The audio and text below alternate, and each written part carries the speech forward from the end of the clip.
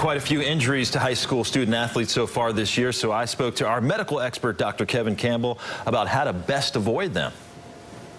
Turning to health news now, if you have kids on the high school playing fields this fall, you know that it can be very dangerous, especially if they're playing football. We're talking about sports-related concussions, and they are on the rise. And here to tell us more about head injuries and how to really avoid them is our medical expert, Dr. Kevin Campbell. We hear a lot about it, but what is a concussion?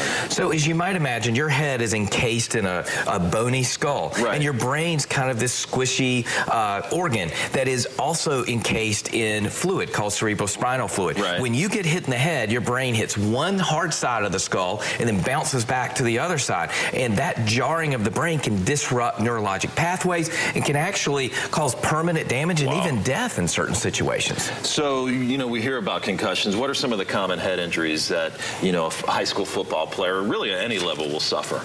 You know, especially in football, over 50% of all concussions in high school occur in football, but also kids playing soccer, kids playing basketball and things like that. Lacrosse can also get concussions. The thing to remember is the signs and symptoms that you should think about can go anywhere from nausea and vomiting, foggy headedness, irritability, to unconsciousness. It's important to remember that you don't have to pass out to say you have a concussion. 90% of concussions have no loss of consciousness. Yeah, so how do you recognize it? Is it just sort of a precautionary measure? If you even suspect it, shouldn't you take that player out of the game?